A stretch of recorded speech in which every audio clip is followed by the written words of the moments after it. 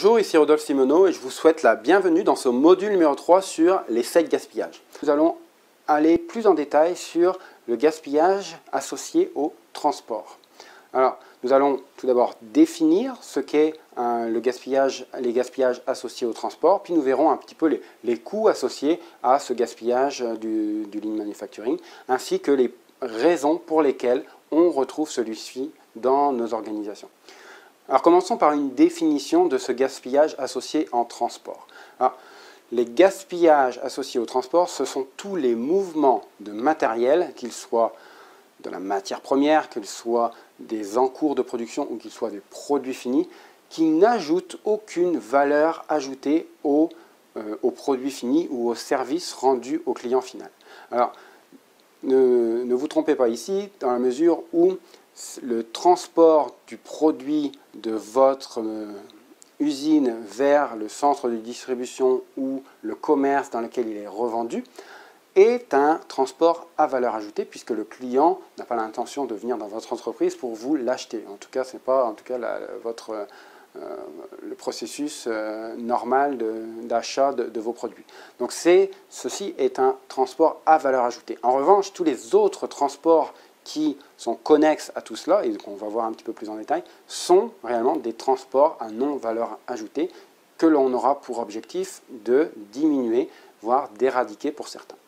Donc dans notre quotidien, dans notre vie quotidienne, le gaspillage de déplacement, eh bien on peut le retrouver par exemple dans une maison qui aurait sa cuisine à l'opposé de la salle à manger et dans laquelle il faudrait parcourir la moitié de la maison pour porter les plats de la cuisine à la salle à manger. Donc tous ces déplacements seraient effectivement par conception du gaspillage. La même chose, avoir la poubelle au fond du jardin. Si vous mettez votre poubelle au fond de votre jardin, eh bien, à chaque fois que vous avez quelque chose à mettre à la poubelle, vous devez traverser tout votre jardin. C'est effectivement, encore une fois, du gaspillage de déplacement, du gaspillage de temps. Alors, quels sont les coûts associés à ce gaspillage associé au transport? Il y en a plusieurs, évidemment. Il y a le premier coût évident de la main-d'œuvre associée à la manipulation des équipements pour transporter les marchandises, les matières premières dont vous avez besoin à un processus de travail. Donc, c'est les coûts opératoires qui vont augmenter. Du côté administratif, on va retrouver les ordres de transfert qu'il va falloir gérer. Donc, on va falloir créer dans le système de gestion de la production, le RP de votre entreprise, un système qui crédite et débite ces stocks intermédiaires dans votre organisation pour vous assurer d'avoir un bon niveau, une bonne gestion de votre niveau de stock sur les différents processus. Donc toute cette main-d'œuvre administrative associée à la gestion de ces ordres de transfert, à la gestion aussi de ces ordres de commande en interne de votre organisation. Les temps d'attente, on a parlé du gaspillage d'attente, c'est une conséquence pendant que l'on attend que la matière première soit approvisionnée sur le poste de travail.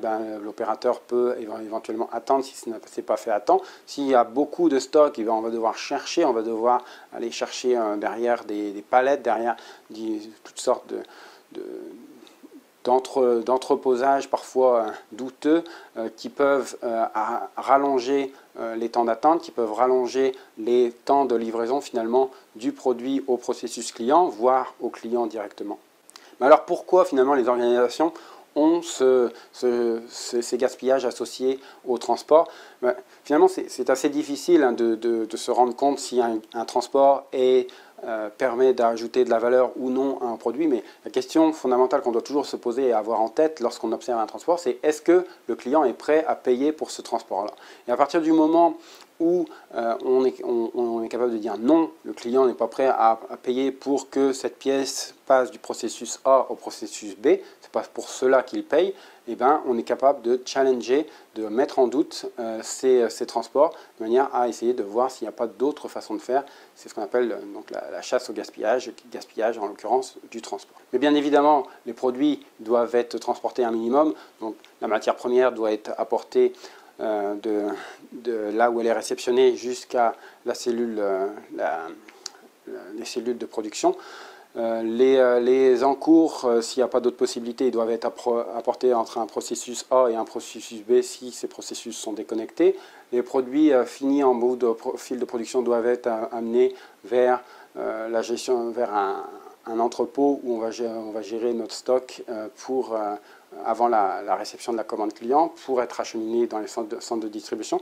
Donc l'idée n'est pas d'éradiquer tous les transports, l'idée c'est vraiment de remettre en cause chacun de ces transports et de se poser la question si celui-ci est vraiment une valeur ajoutée dans le processus d'achat de votre client du produit ou le processus, le service que vous rendez à votre client. Trouver ce genre de gaspillage aussi dans le domaine médical, dans les hôpitaux où une malade peut être transportée d'un étage à un autre avec une totale incohérence due à l'organisation du service, à l'organisation de l'hôpital. Donc, encore une fois, c'est applicable, ce type de gaspillage est aussi applicable au domaine que ce soit médical, mais aussi dans le domaine des services. Donc ça conclut ce cours sur les déplacements. Et l'idée, encore une fois, c'est cette vision zéro défaut, zéro déplacement, vers laquelle votre organisation doit essayer de tendre.